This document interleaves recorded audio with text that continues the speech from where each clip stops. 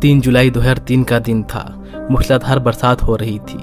थाने में बरसात के कारण अफरा तफरी मची हुई थी। पूरा थाना टपक रहा था। फाइलें को कहाँ रखे, एक अर्दाली थानेदार से पूछ रहा था।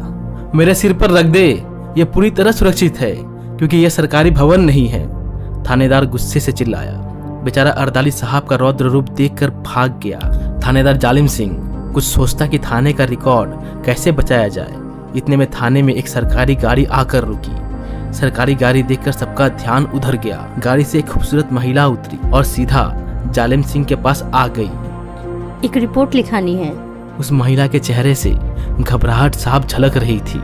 बरसात से मांग का सिंदूर थोड़ा मिट गया था, मगर वो बता रहा था कि महिला विवाहित है। बताइए, क्या रिपोर्ट लिखाना चाहती है आप? मेरे पति राजेश शर्मा वन विभाग के वन अधिकारी हैं। वे कल रात से घर नहीं लौटे हैं। महिला ने अपनी शिकायत बताई। अब जालिम सिंह के चौंकने की बारी थी। वो राजेश शर्मा को जानता था। जिला कलेक्टर के ऑफिस में 1-2 बार मुलाकात भी हुई थी।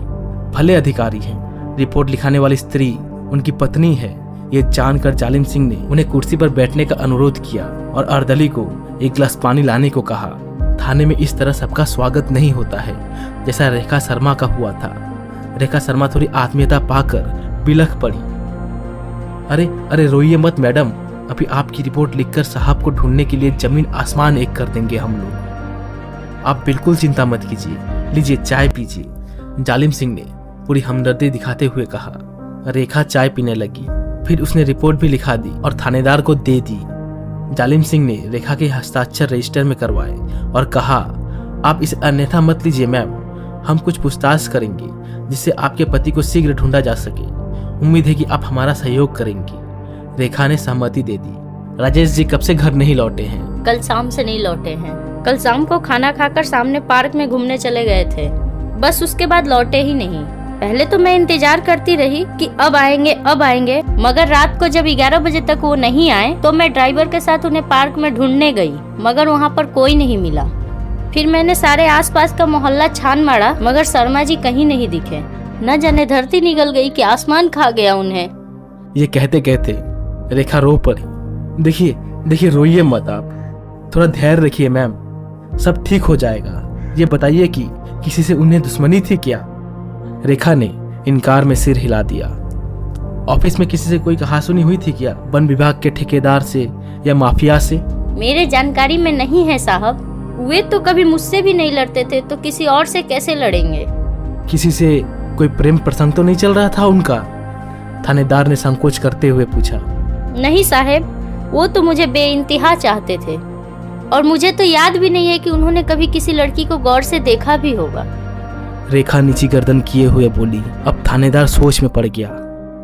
इनमें से एक भी कारण नहीं है तो फिर क्या बात हो सकती है? क्या आप दोनों में कुछ झगड़ा तो नहीं हुआ था कल? नहीं साहब, वो तो लड़ना जानते ही नहीं थे, तो फिर झगड़ा क्यों होगा? कोई प्रॉपर्टी को लेकर या घर से बाहर किसी व्यक्ति से कोई केस तो नहीं चल रहा था उनका? मेरी जानकारी में तो नहीं है साहब। हमारा किसी से तो विवाद ही नहीं है, तो फिर केस कैसे चलेगा? वो तो ठीक है मैडम, पर उनके घर से बाहर जाने का कोई तो कारण होगा। बिना कारण तो कुछ नहीं होता है ना, ये तो आप अच्छी तरह से जानती होंगी। अच्छा, उनका कोई फोटोग्राफ है क्या आपके पास? जी मैं साथ ही लाई हूँ। और रेखा ने अपने पर्स में से एक फोटो निकाल कर दे दिया। ठीक है मैडम, हम उन्हें ढूंढने की कोशिश करते हैं। आपको भी अगर कोई सुराग मिले तो हमें अवश्य सूचित करना। जी बेहतर है।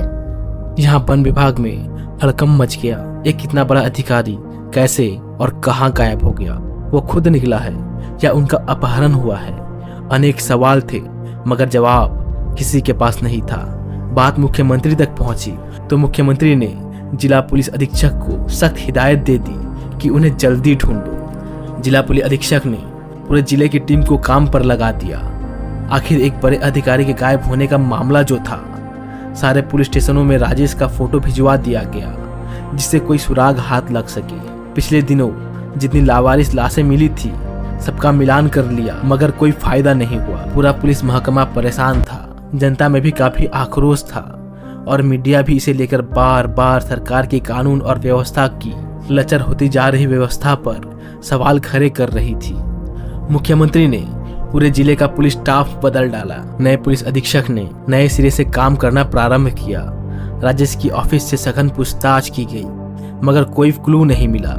राजेश की पत्नी रेखा से भी कड़ी पूछताछ की गई, मगर यहाँ से भी कुछ हासिल नहीं हुआ। आस पड़ोस में भी सब लोगों से पूछताछ की गई, लेकिन वहां से भी कुछ हासिल नहीं हुआ। सिर्फ इतना पता चला कि राजेश शर्मा बहुत अच्छे इंसान थे। वे बहुत नर्म, नेक दिल और बहादुर इंसान थे। किसी ने भी यह नहीं कहा कि वह गुस्सैल थे, भ्रष्ट या चरित्रहीन थे। गुत्थी सुलझने का नाम ही नहीं ले रही थी। उस घटना को घटित हुए 6 साल हो चुके थे। रेखा अपने 2 बच्चों को लेकर कभी पुलिस स्टेशन जाती, कभी पुलिस अधीक्षक से मिलती, कभी वन विभाग के अधिकारियों से मिलती, तो कभी मंत्रीगणों से मिलती। 1-2 बार मुख्यमंत्री से भी मिल चुकी थी, मगर कहीं से कोई सुराग नहीं मिल रहा था। वो थक हार कर बैठने वाली नहीं थी। सरकारी दफ्तरों के चक्कर काटना बंद नहीं किया था उसने। उसका दिल कह रहा था कि एक न एक दिन उसका पति राजेश आएगा और अवश्य आएगा। उसने अभी उम्मीद का दामन नहीं छोड़ा था। उसकी मांग में अभी भी सिंदूर चमकता रहता था। जब तक सांस तब तक आस, इस कहावत पर विश्वास करती थी रेखा। वो भगवान के दर पर रोज अर्जी लगाती थी। खांडवा जिले में फिर से नए पुलिस अधीक्षक आए थे। नाम था गौतम मिश्रा। रेखा उनसे मिलने गई। सर, मेरे पति को गायब हुए लगभग 7 साल हो गए हैं। आज तक उनका कोई सुराग ही नहीं मिला है। अब आप ही बताइए कि मैं और कितने दिन इंतजार करूं? मेरे बच्चे पूछते हैं हमारे पापा कहाँ रहते हैं, तो मैं उन्हें क्या जवाब दूं? 7 साल में मुझे ना तो पेंशन मिली है, ना ही तनख्वाह मिली है। फिर आप ही बताइए कि मैं अपने और अपने बच्चे का पेट कैसे भरूं? कहते कहते रेखा फट पड़ी थी। उसके आंसू भरभरा कर गिर पड़े थे। उसे चित्कार सुनकर पूरा स्टाफ एसपी साहब के चैम्बर में आ गया था। आखिर एक औरत कब तक सब्र करे? कोई तो सीमा होगी। गौतम को यह केस बहुत अनोखा लगा। उसने 2 महिला कांस्टेबल बुलवाए और उन्हें कहा, मैडम को एक गिलास पानी पिलवाओ। मुझे नहीं पीना है यहाँ का पानी वानी। मैं यहाँ क्या पानी पीने आई हूँ? मुझे सिर्फ अपने पति की जानकारी लेनी है। ये सहानुभूति का नाटक करना बंद करो और मेरे पति को तलाश कर मुझे दे दो। मैं आपके आगे हाथ जोड़कर भीख मांगती हूँ साहब। रेखा गौतम मिश्रा के चरणों पे गिर पड़ी। गौतम मिश्रा विचलित हो गए। महिला अधिकारी को बुलाकर रेखा को सांत्वना देने के लिए कहा और वे इस केस की फाइल पढ़ने लगे। इस केस की फाइल उनके कार्यालय में तफसील बंद करने हेतु आई थी।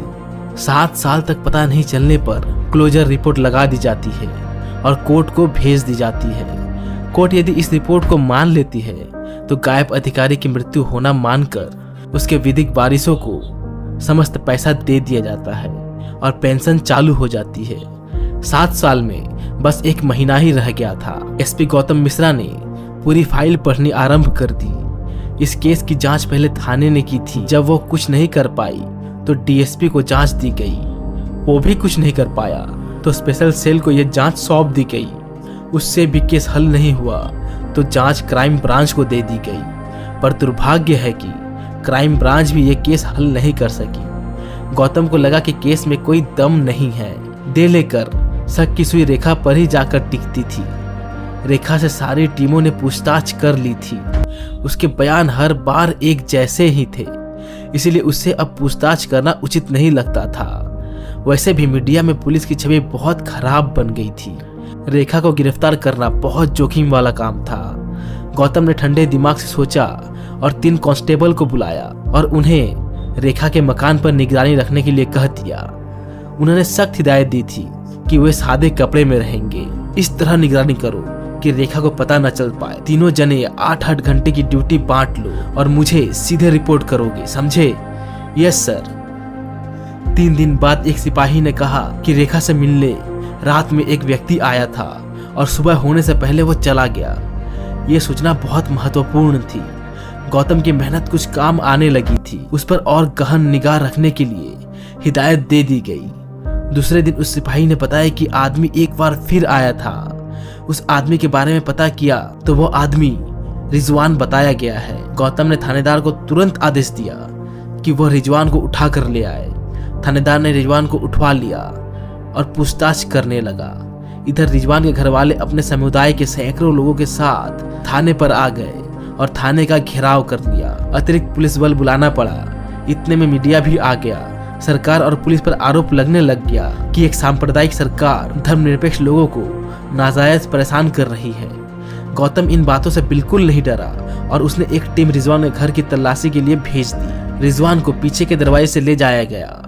चूंकि सारा मोहल्ला थाने पर एकत्रित था, इसीलिए रिजवान के घर की तलाशी लेने में कोई प्रतिरोध नहीं हुआ। तलाशी में कुछ भी नहीं मिला, केवल एक फोटो मिला जो रिजवान का निकाह का था। उस फोटो में एक लड़की बुके में रिजवान के साथ थी। उस लड़के की बस आंखें ही दिखाई दे रही थी और बाकी चेहरा बुरके में छिपा हुआ था। गौतम उन आंखों को देखकर थोड़ा चौंक गया। वह आंखें कुछ जानी पहचानी सी लग रही थी। उसने अपने दिमाग पर काफी जोर डाला, मगर उसे कुछ याद नहीं आया। रिजवान के बारे में तहकीकात की गई तो पता चला कि वो राजेश शर्मा का ड्राइवर था। इस बात से यह निष्कर्ष निकाला गया कि जरूर रिजवान और रेखा के बीच कुछ तो बात थी। रिजवान रेखा से मिलने रात में क्यों आता था, इसकी पूछताछ रेखा से करनी आवश्यक थी। एसपी गौतम ने रेखा को उठवा लिया। रेखा से पूछताछ की गई, तब रेखा बोली रिजवान उसका विश्वसनीय ड्राइवर था। जब किसी का कोई सहारा नहीं मिला तब रिजवान ही उनकी मदद कर रहा था। चूंकि वह दिन भर ऑफिस में ड्यूटी देता था, इसीलिए कभी कभी रात में आकर उनके लिए सामान दे जाया करता था। रेखा की कुटाई भी की गई, मगर रेखा अपने बयानों से टस से मस नहीं हुई। गौतम परेशान हो गया। वो दूसरे कमरे में चला गया। वहां पर रेखा के दोनों बच्चे खेल रहे थे। गौतम को उनके बच्चे में क्लू नजर आया। वह उन बच्चों के साथ खेलने लग गया। थोड़ी देर में दोनों बच्चे उससे घुल मिल गए। गौतम ने दोनों बच्चों के लिए विभिन्न रकम के पकवान और नमकीन मंगवाए। दोनों बच्चे बहुत खुश हो गए। बड़े बच्चे ने कहा थैंक यू अंकल, तो छोटे बच्चे ने कहा अंकल मैं आपसे एक बात कहूँ तो आप सच सच बताओगे? एसपी गौतम ने कहा हाँ बेटे, बिल्कुल सच बताएंगे, कहो क्या बात है? अंकल आप हमें रिजवान अंकल से बचा लेना। अब चौंकने की बारी गौतम की थी। उसने छोटे बेटे जो लगभग 8 या 9 साल का था उसको अपने सीने से लगा लिया और उसके सिर पर हाथ फेरते हुए कहा हाँ जरूर बचा लेंगे, पर यह बताओ कि तुम्हें रिजवान अंकल से डर क्यों लगता है? तो रिजवान अंकल बहुत बुरे हैं, वो मुझे बहुत मारते हैं और कहते हैं कि वो मुझे वहीं पहुंचा देंगे जहां उन्होंने मेरे पिताजी को पहुंचाया था। मासूम बच्चे ने ये बहुत बड़ा क्लू गौतम से कह दिया था। मतलब रिजवान ने ही राजेश की हत्या की थी। पर क्यों? ये बात इन बच्चों को पता नहीं थी, क्योंकि ये बच्चे बहुत छोटे थे। इसका मतलब है कि रेखा और रिजवान में कोई संबंध पहले से था। जब उसका पता राजेश को चला तब उसकी हत्या कर दी गई और लाश कहीं ठिकाने पर लगा दी गई। अचानक गौतम को रिजवान का निकाह का फोटो याद आ गया। उसमें बुरखे वाली महिला की आंखें रेखा की आंखों से मिलती जुलती लगी। अब तो स्थिति साफ हो गई थी, मगर कोई सबूत नहीं था। गौतम ने वो फोटो दोबारा मंगवाई और गौर से देखा तो स्पष्ट हो गया कि वो रेखा ही है। उसने रेखा को थाने बुलवा लिया और 4-5 महिला सिपाहियों से उसकी खूब कुटाई करवाई, लेकिन उसने मुंह नहीं खोला। पिटते पिटते कई बार बेहोश हो गई, मगर वो यही कह रही थी कि रिजवान से उसका कोई संबंध नहीं है और राजेश की हत्या ना तो उसने की थी और ना रिजवान ने की थी। गौतम ने रिजवान को फिर से उठवाया और इस बार उसकी अच्छी खातिरदारी की गई तो रिजवान टूट गया और उसने राजेश की हत्या करना कबूल कर लिया। रेखा को रिजवान के सामने बैठाकर रिजवान का बयान दर्ज किया गया। तब रेखा ने पहली बार जबान खोली। रिजवान सरकारी ड्राइवर था और साहिब की गाड़ी चलाता था। साहब दौरे में कई दिन तक बाहर रहते थे। पीछे से रिजवान उसका ध्यान रखता था, घर का छोटा मोटा काम भी कर देता था। एक दिन राजेश दौरे पे गए थे तो उस रात रिजवान घर पर ही सो गया। इतने में राजेश आ गया और हम दोनों को आपत्तिजनक अवस्था में देख लिया। वो दृश्य देखकर राजेश पागल हो गया और रिजवान को मारने लगा। राजेश रिजवान के खून का प्यासा लग रहा था। राजेश का रौद्र रूप देखकर मैं डर गई और एक लकड़ी से राजेश के सिर के पीछे मारा। राजेश गिर पड़ा और अचेत हो गया। मैं बहुत घबरा गई थी। राजेश को जब होश आएगा तो क्या होगा? वो तो रिजवान को मार डालेगा। मैं रिजवान के बिना नहीं रह सकती थी, इसीलिए मैं रिजवान को राजेश को मारने के लिए कह दिया। रिजवान ने एक तार से राजेश का गला घोट दिया और वो मर गया। फिर रिजवान और उनके भाई उस्मान ने लाश को ठिकाने लगा दी। दोनों के बयान कलमबद्ध करने के बाद उस्मान को उठाया गया। उसने बड़ी जल्दी अपना जुर्म कबूल कर लिया। दोनों से जब पूछा कि लाश कहाँ ठिकाने लगाई तो उसकी बात सुनकर एसपी साहब दंग रह गए। नेशनल हाईवे पर पुल बनाने का काम चल रहा था। खंभों के लिए गहरे गड्ढे खोद रखे थे। 7वें गड्ढे में राजेश की लाश फेंक दी गई और उसके ऊपर मिट्टी डाल दी, जिससे किसी को पता नहीं चले। उसके बाद उस पर पुल बन गया, बड़ी बड़ी क्रेन मंगवाई गई और 7वां पुल खुदवाया गया। लगभग 20-22 फुट गहरा गड्ढा खोदना पड़ा। तब एक नर कंकाल मिला। वो नर कंकाल राजेश का ही था, इसीलिए डीएनए की जांच करवानी आवश्यक थी। डीएनए जांच रिपोर्ट आ गई, जिससे सिद्ध हो गया कि वो कंकाल राजेश शर्मा का ही था। इन 7 वर्षों में रेखा ने अपना धर्म बदलकर अपना नाम शबनम रख लिया। दिवांशु की पहले से विवाहित था, इसलिए रेखा ने उसकी दूसरी बीवी होना मंजूर कर लिया, लेकिन उसने छुपकर निकाह किया था। समाज में वो रेखा राजेश शर्मा बनकर रह रही थी। अभिनय भी शानदार कर लेती थी वो, मगर सत्य तो एक दिन बाहर आ ही जाता है। तीनों पर मुकदमा चला। रेखा और रिजवान को उम्र कैद की सजा सुनाई गई। इसकी अपील हाईकोर्ट में अभी विचाराधीन है। ये कोई काल्पनिक कहानी नहीं, वरन एक सत्य घटना है जो मध्य प्रदेश के खांडवा की है। रेखा ने अपने पति के साथ छल किया था, जिसका अंजाम वो भुगत रही है, मगर इस छल से राजेश मारा गया और दोनों बच्चे अनाथ हो गए। एक छल ने एक हंसते खेलते परिवार को तहस नहस कर दिया। आशा करते हैं कि आज की कहानी आपको पसंद आई होगी। मिलते हैं अगले वीडियो में, तब तक के लिए वीडियो को लाइक करें, चैनल को सब्सक्राइब करें और हाँ, कमेंट करना ना भूलें। धन्यवाद।